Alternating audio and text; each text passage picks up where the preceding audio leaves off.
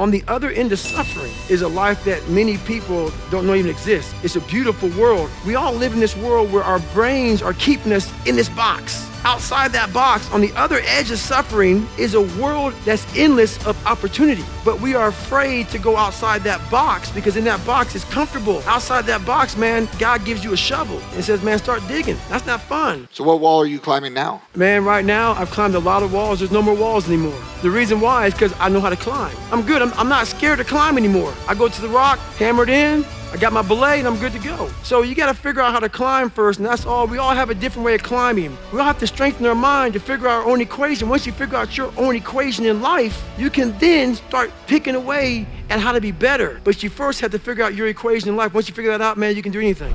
Need motivation? Watch a top 10 with Believe Nation.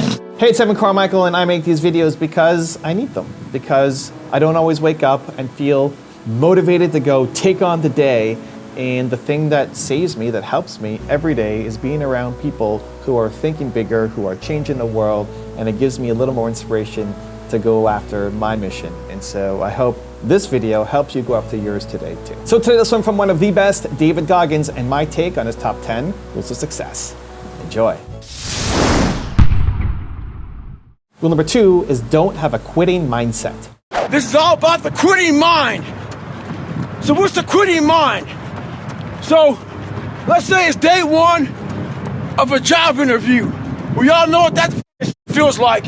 You have your clothes laid out, you got your food ready to go in the morning, you've been preparing for weeks and weeks and weeks. You show up and you bring your best self. You get the job. Merry Christmas. All right.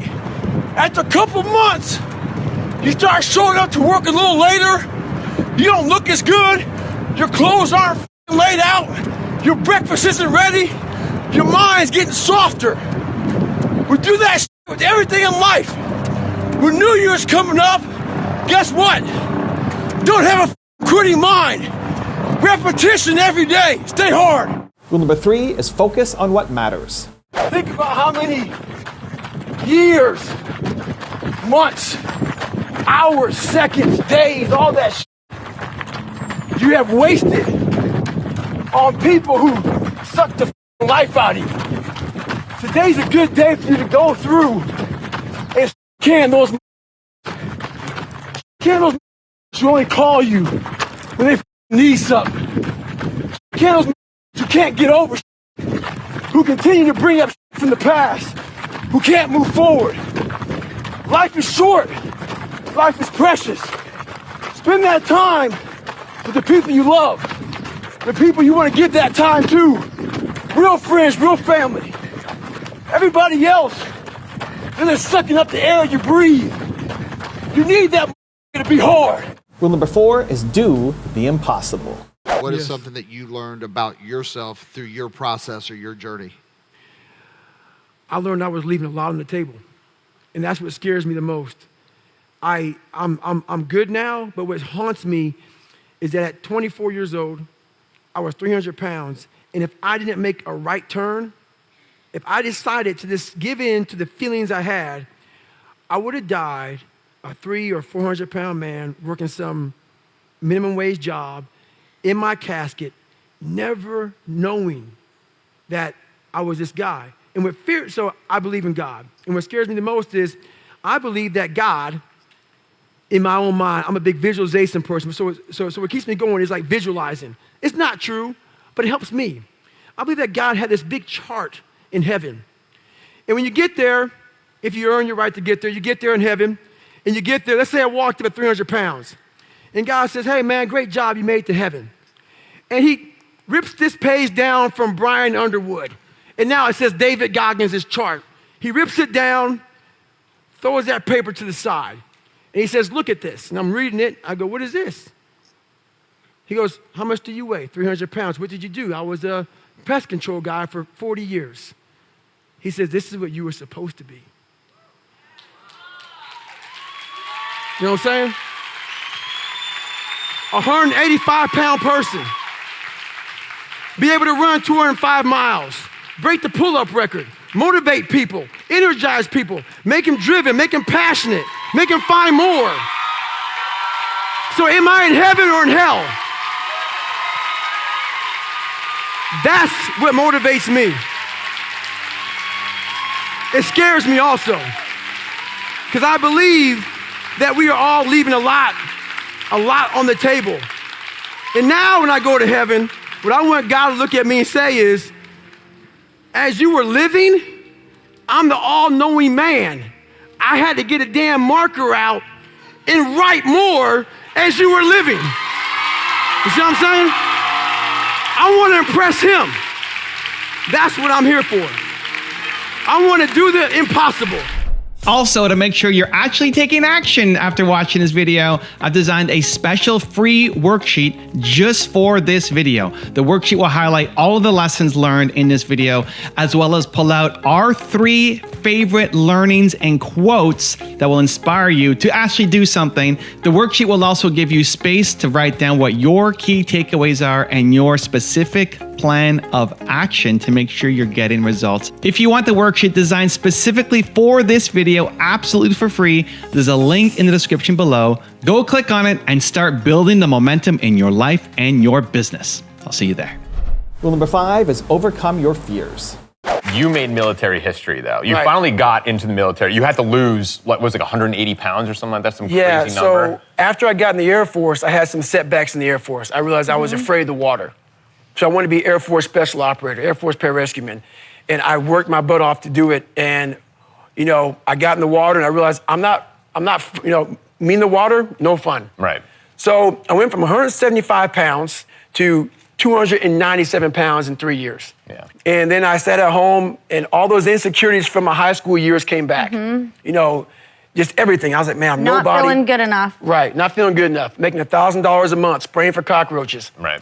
And I came home from work one day and I watched this, you know, it was a show on Discovery Channel or History Channel, something like that, but it was Navy SEAL class, Bud's class, 224, going through training. And it was nothing but water and they're going through Hell Week and they're freezing and people are quitting left and right. And I sat down at 297 pounds with a chocolate milkshake and a box of mini chocolate donuts. And I'm watching these amazing men going through training.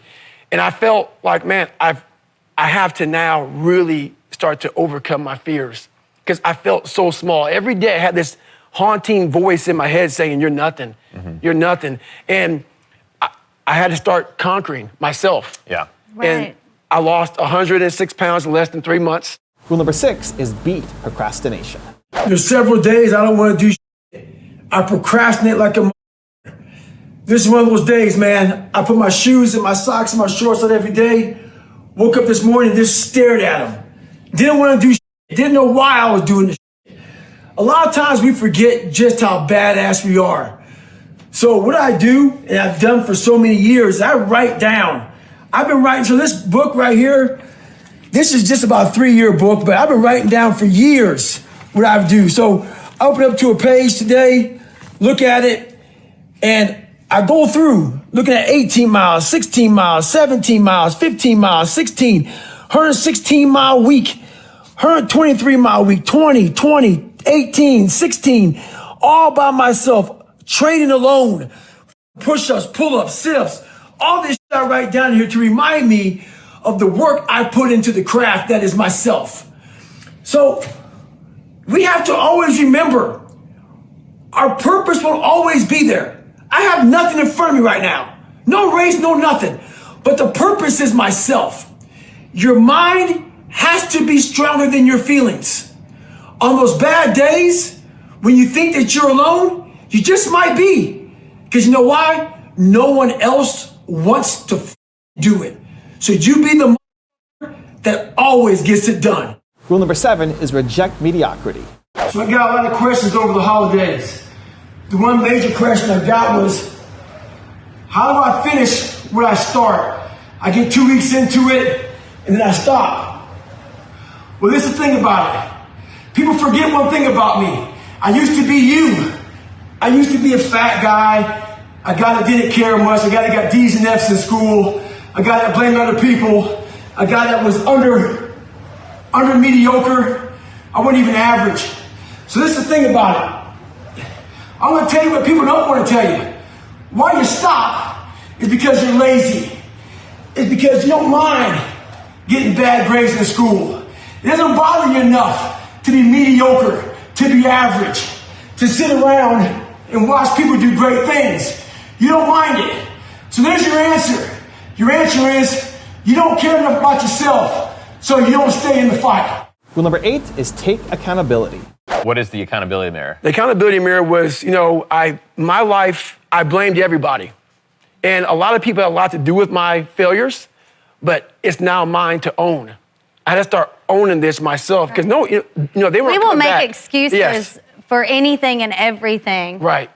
My father wasn't coming back. The people that called me names weren't coming back. Nothing was coming back to save me. So I realized I had to save myself. Mm-hmm. And I said, you know what? I have to make changes. Right. And that's when I invented the accountability mirror, where I started putting down, I'm not smart. And I put a sticky note on the accountability mirror.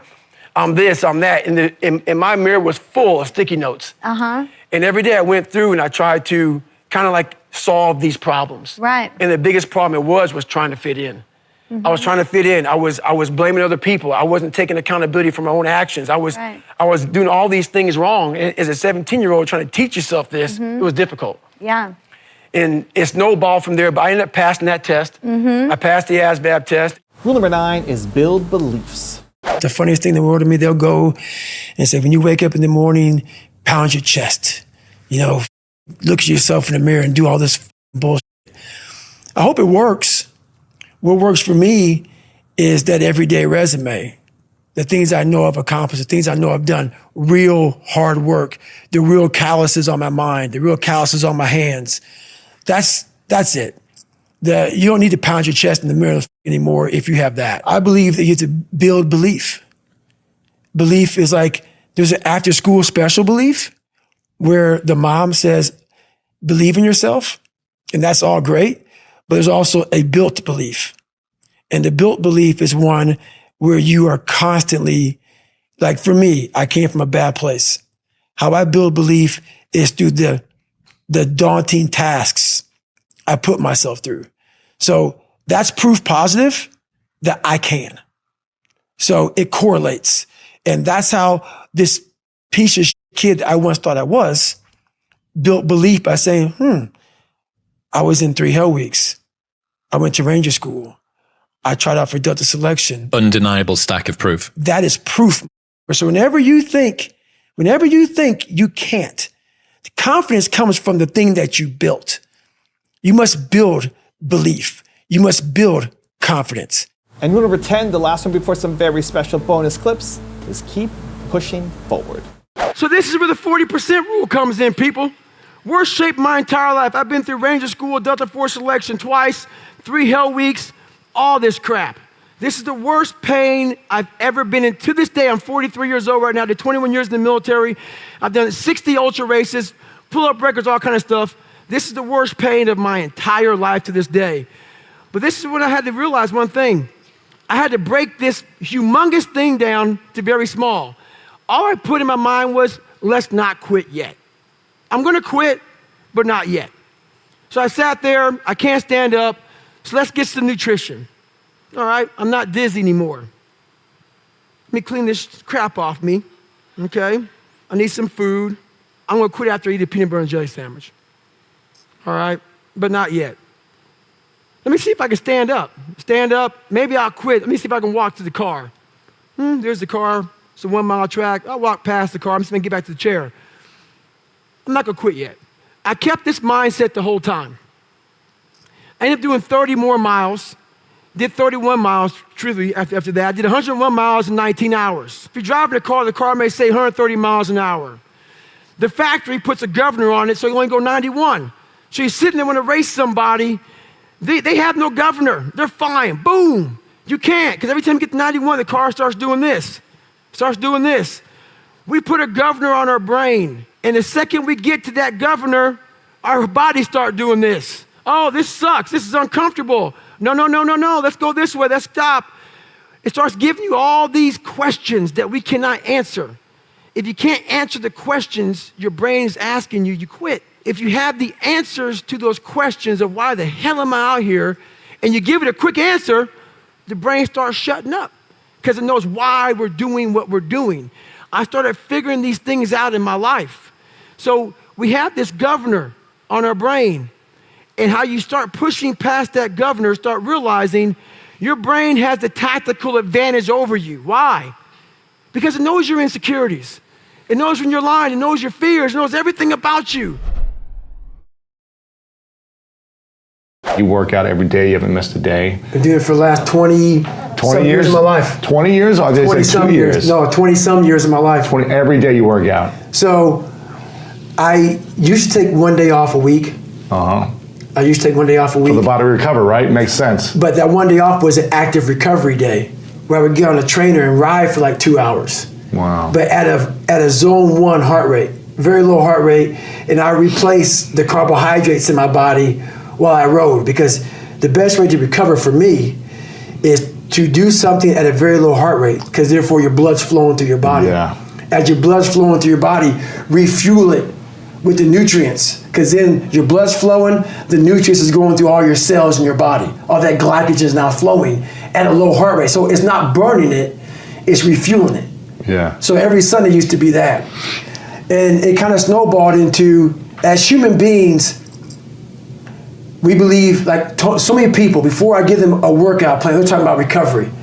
Everybody that hears me speak, they want to go straight to recovery. Work out first. Huh.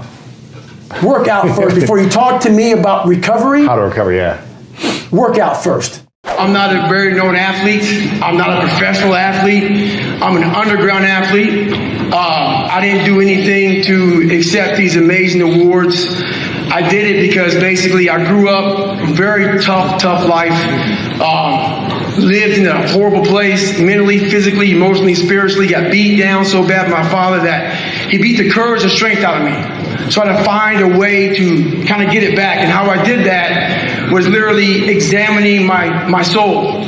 So in doing that, I started looking for the most uncommon people in the world. So it brought me into special operations, from the Air Force to the SEALs to Rangers. And along the way, I started realizing how powerful the mind truly is and how little we use of it. So when I was getting beat down, I thought I was nothing. I thought I was the lowest form on earth. And to develop my mindset, what I did was I started joining special operations unit, looking for these courageous men. And I found them. And when I found them, I started realizing that it's all in your head. The most important conversation is the one you have with yourself. You wake up with it, you walk around with it, you go to bed with it. Eventually, you act on it. And my conversation was a bad one. So the people who I thought were up here in my life, these uncommon men, I was putting myself down here. But over a period of time, I started realizing that I'm also uncommon. And I started pissing those uncommon men off by realizing that we all have this ability in our mind. What the hell are we all waiting for to start attacking life? Waiting for the stars to align? Back when I was growing up, the song came out. All I need is a miracle. Well, guess what? That miracle ain't coming. There is no perfect time to start. You gotta start now with changing your life. We're all being tested in life. And guess what? This is one test you can't cheat on. We all have our own test. Some of us are obese. Some of us are depressed. Some of us are insecure. In the military, we had this big old rucksack on the back. Had batteries, water, extra gear. Your extra gear is just you're dealing with in life. And the only way to overcome it is for you and you alone to face it. You have to do your best work when you're least motivated. So those days you don't want to do it, guess what you gotta do? You gotta suck it the f up and do it. Stay hard. What kind of advice can you give my team, anybody in the audience here who wants to do better, but it's just not happening right away for them? You know what, the best advice I can give everybody about people who are trying to get started, people who are trying to get better at anything in life, the one thing that kept me down for so many years was I had these different voices in my head. And not that I'm crazy, and some of y'all may think that, I'm not. So basically the voice I had in my head was of other people who weren't trying to get where I was trying to get. And growing up the way I grew up, from having some people bullying me, from having disabilities, me bullying myself, all these negative voices kind of replayed in my head over and over again. It wasn't until I was able to literally shut out every single voice and stop being afraid of being judged. I was so afraid of being judged, especially when I was younger, because basically I was like one of 5 black kids in the school, and I was trying to find my way, and I wasn't the smartest kid, I was the dumbest kid in school, so I hid out in the classroom. So being the only black and being the only in the classroom, I tried to find the furthest corner away from everybody I could. So please don't call on me, because first of all, I look different. Second of all, I'm not smart. It wasn't until I started saying to myself, you know what? Who gives a shit about who's judging me? Who gives a shit about who's judging me? That's when everything changed for me. So the pressure you start to feel when you're trying to get better at anything, it's not so much the pressure from you. It's the pressure you feel around everybody around you and the people who are judging you. And the people who are usually judging you are the people who haven't even tried to do what you're trying to do. Every morning I wake up, it's not just about working out, but for me, working out has been a very big part of my mental growth. So for me, if I am not challenging myself every day, and I swear to God, people will not believe it, I was over almost 300 pounds twice in my life. A person that does that twice in his life does not enjoy cardiovascular activity, okay? Yeah. So people can put anything they want to in their head. I did realize one thing. The things I don't enjoy that I still do, that's where growth is at. And that's, for me, the only place growth is at, is in that very uncomfortable, in that uncomfortable zone. Yeah. So I have to visit it every single day. So And when you say visit it every day, what sort of things are you doing daily to push yourself? So for instance, today I woke up and I just got to London and I don't know where to run here. It's very difficult to run around this place. So someone said, hey, you can run around out here, like around this 1 mile block. And I'm like, you know what? I'm not doing that. So I went down to the gym and there's this like crazy elliptical trainer, but it's not a normal elliptical trainer. It's one that you like almost self-power. It's very... Yeah, it's not electric. You no, do it. Yeah. very difficult. Yeah. So I got on that thing and I realized, man, this sucks. And after like 2 minutes, I'm like, I don't want to do this. So right then I realized, it looks like we're going to be here for a while. So I did that for 2 hours and 45 minutes. Wow. Yeah. Yeah. So I'm not saying do that, but that's something I did today. Once my mind said, you know what, let's not do this today. I said, well, since my mind went there, I redirected it and said, just for having that weak thought, we're going to be on here for a while. What power have you found in the darkness? First, before I answer that question, I want to say, everybody listen to this. I'm the happiest man on the planet Earth. So people may take this as so many people do. We live in a very weakened society. So when they hear a throwback guy like me from back in the ancient days of Garanimals, they often think this guy is just whatever. So if you think that I'm some unhappy guy, you're wrong. Having lived the life I've lived and seeing the other side, not being afraid to attack what was in front of me, has made me happy. Basically, what the dark side is we all have a cookie jar and we all have a jar of That's its official name. It's a jar of man, where it just ain't going right. And in Hell Week, what they do in Hell Week, because this is where I really went to the dark side. What they do in Hell Week is they design Hell Week to find your flaws. And they do a really good job of that. It's 130 hours of continuous training. You may get 2 hours of sleep. And they beat the shit out of you and find everything wrong with your mentality. And then they start Hell Week. And that's the beauty of it. And for me, I'm not some naturally God-given guy. I don't have a great bit of talent in anything. So what got me through horrible times was the dark side. My name is David Goggins. I created Goggins. Goggins is the guy that can take anything you put in front of him. You want to break my legs? So be it. I have a way of going to a place like I did in that race where all the pain and suffering that they put on top of me in Hell Week, I will reverse that pain and suffering and I will take your soul. So every instructor that put me through BUD/S, my job, what drove me was I wanted you to go home that night after you beat the living shit out of me and I smiled in your face. I wanted you to feel worse than I did, and you were going home to a nice warm bed with your wife or your kids and a nice meal, and I was still out there in the grip, suffering for another 100 hours. I wanted you to think about me knowing that I'm comfortable being very uncomfortable. And I want you to think about when you went through Hell Week, how uncomfortable you were and how bad you wanted to quit, knowing I'm not thinking that way. So the dark side is something that I've designed. It's an evil place I can go that very few things can hurt me. I use the hurt you're trying to put on me, I flip it upside down and use it. You trying to use it for kryptonite? No, it's power pillars for me. I'm using it for strength. I just flip negative into positive, that's all it is. A lot of people are listening to this right now, and a lot of people probably feel they're not worth a shit. They probably feel like crap about themselves.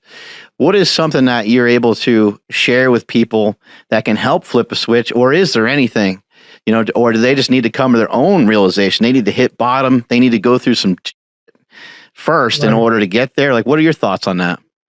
Well, what's funny, man, is that I'm not speaking for every big guy by any means, but I was once the big man. And I realized a lot of us big guys, man, we got some serious demons. I hung around big guys, and we'd all break down, and we started talking about our personal lives and how fucked up we all are. And hey, why did you become big, man? We all had almost a similar story of insecurities. Yeah.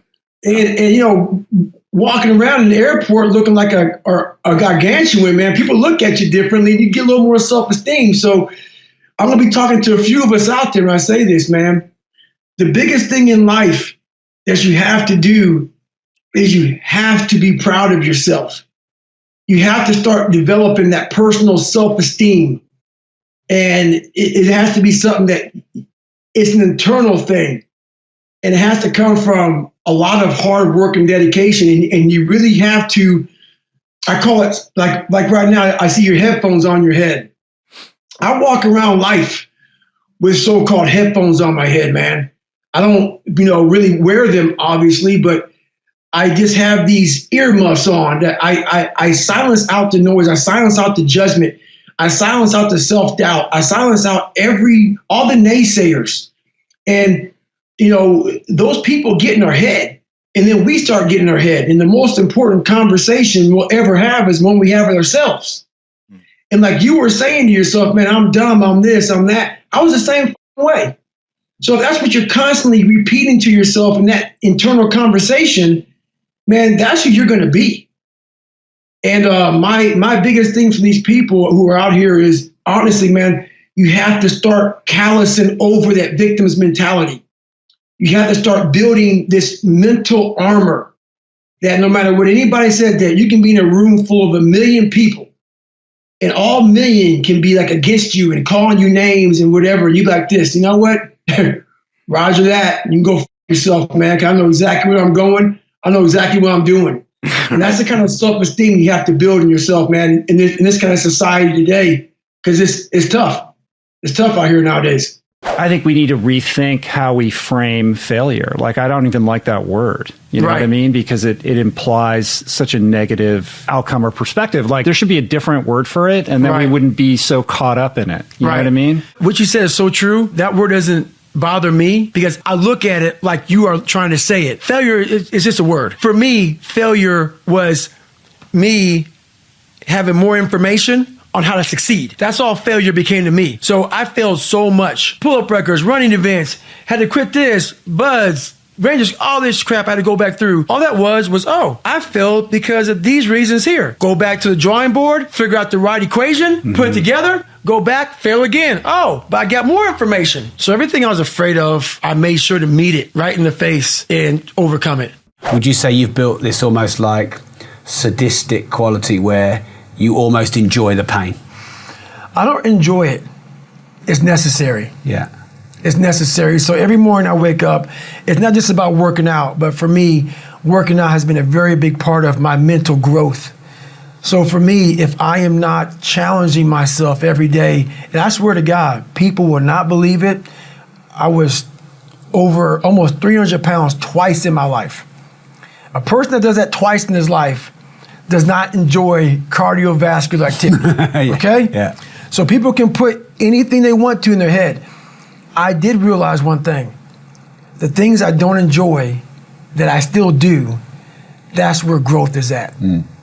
And that's, for me, the only place growth is at, is in that very uncomfortable, in that uncomfortable zone. Yeah. So I have to visit it every single day. It's just life, man. Yeah. I mean, when I was born, I was a good kid, and life beat the shit out of me for no reason. But it's up to us. It's up to us now. No one's coming back to save you. So you better start to armor your mind against the things that are going to come at you. It's not always your fault, but you got to suck it the fuck up, and you got to deal with it. So that's why I believe in that structured system, because basically all you're trying to do is develop the right mindset to attack every obstacle you're going to face in life. That's all the structure is about. It's about setting up a structured system in your life so you can attack the obstacles that are going to come at you. That's basically what it's about. You don't usually get to see, and especially someone like you, who you went into so much depth about your rise and fall and rise and fall. It wasn't like a straight linear process between you getting inspired and then you becoming this bad. No, it wasn't like, what's that show called, that Will Smith plays, that black guy who kind of makes it in the financial world. Pursuit of Happiness. I never saw that. Yeah, it's a great movie. It wasn't like Pursuit of Happiness, man. Like where the guy struggles and he gets over it and he makes it. Yeah. I fell on my ass. I thought I got to the top of Mount Everest, and Mount Everest just slide right underneath me, man. I was like, God, dog, I got to start from scratch again. Scratch became my friend, literally, man. So, that's how you put in the book, man. Just going up, going down, going up. Just the real raw version of how my life was It was so in-depth to go back through your life with a fine-tooth comb that I almost got embarrassed to even put it out there to people. Yeah. That's what you understand, man. Like, even me right now to talk to you, I'm in the car for an hour getting pumped up because I'm a shy, introverted, leave me alone type of guy. Like, I'm still that who is 6 years old, at a play who can't say his line because I know I'm going to stutter in front of 5 people. So I walk off the stage. That's still me. So every day I'm fighting that dude. So people think, oh my God, man, you're on a podcast, you look so crazy, so evil. No, I'm trying to be locked into Joe. So my mind isn't very often saying, let's run out the damn door because people are watching me on the podcast. I want to open this damn door and get the hell out of here, man. So that's the real me. So I'm not sadistic, man. I'm focused on what I have to do to stay locked into the game of life. And that's why I tell people, man, I go there.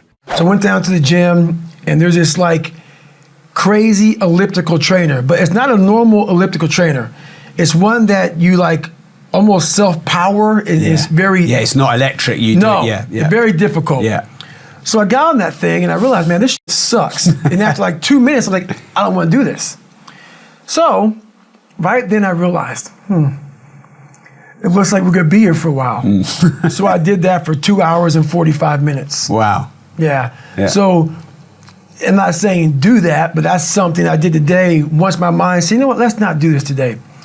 I said, well, since my mind went there, I redirected it and said, just for having that weak thought, we're going to be on here for a while. Right. So it does sort of sound like you're punishing part of your mind in a way. Punishment, maybe not be the right word. Yeah. I want my mind to know who's in charge. So for the better part of 26 years, my mind was in charge of me. Yeah. Which is why I made all these horrible decisions. Once you take control of your mind, you start making decisions for yourself versus your mind making decisions for you.